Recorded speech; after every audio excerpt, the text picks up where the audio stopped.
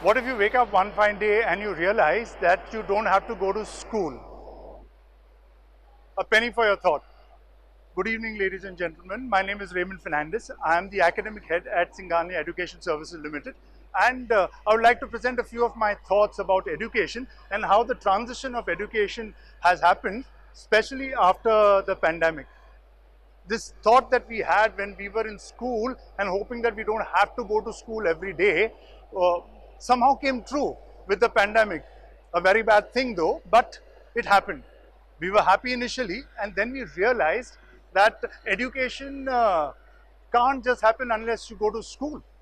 And schooling became an important aspect of teaching and learning. Now, with schooling moving in the direction that it has, it gave us also a glimpse of 21st century schooling. And thanks to a few of iterations and moving forward and backward with things, we realized what is really required for education. In the 21st century, and this is what I genuinely believe, education will be underpinned with ideas of creativity and innovativeness. More importantly, education will also be working to leverage technology. Now, technology has been a worrisome word for education and educators. But believe me, it is going to be our best friend. How do we leverage on technology? How we make it a tool to achieve what we need to achieve is something that we as educators must always look to getting and understanding and ideating and moving forward. And I'll give you a simple example. We realized that during the pandemic, we could do a few things very well leveraging technology. And one of the most important things that we could do was conducting PTMs. Now, technology becomes an important and invaluable part where we can possibly connect with the parents without inconveniencing them for travel and ensure that we are giving them good quality feedback. Technology also helps us to understand that you can possibly work data-driven decisions, so you know what the learning gaps of the students would be and how the students can possibly get better with the use of this data. The other thing that the pandemic did, and which educators have been looking at very seriously, and the NEP especially, when they work the 4 years of schooling life. Of course, the NEP looks at it in terms of foundation years and primary years and secondary years and so on. But I prefer giving it specific names. And we at Singhania would love to call them formative years. We would love to call them wonder years. We would love to call them transformative years and achievement years. Of course, these names are, I'm saying it's very easy to know what they mean. And they are self-explanatory, and that was the word that I was really looking for. And when you look at formative years, you look at how to curate and create a brilliant teaching learning environment for formative years. And then you get into wonder years, which is such a plethora of curiosity and goodness that really comes out in terms of what the child can learn. The child realizes playing with fire is dangerous because the curiosity and wonderment gets them to get closer to fire, lest they get burned. With the wonder years moving on, you get into transformative years. And transformative years, in my opinion, is by far that entire cohort of education which has not been looked at very, very seriously. And there's something that we really need to do about. Educators and education and the boards in a certain sense tend to ignore this transformative years. The child is growing, education is changing, the child himself is changing, and how he transforms to become what he wants to become are the very important 3 years of education. That's grade 6, 7 and 8 that we really need to look at. And then of course you come to the business end of education, which is the achievement years, 9, 10, 11 and 12. And you have to put your head down and focus at getting the best grades you would like to, getting the best knowledge you would want to, and becoming the best person you would want to become. And that's where as educators we salute the resolve and the thought for NEP. NEP has been wonderful in terms of identifying these years and sharing it to the world to say when you are transforming, when you are changing, when you are transitioning from one to the other, you have to look at these small gaps and you have to look at these milestones. And that's a wonderful, wonderful thing that NEP has done.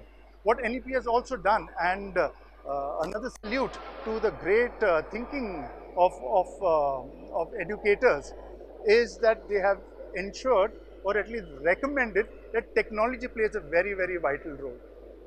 Now you may ask how technology is going to help us in education. And technology has a very pivotal role to play, not as somebody who's going to replace the educator, but somebody who's going to support the educator.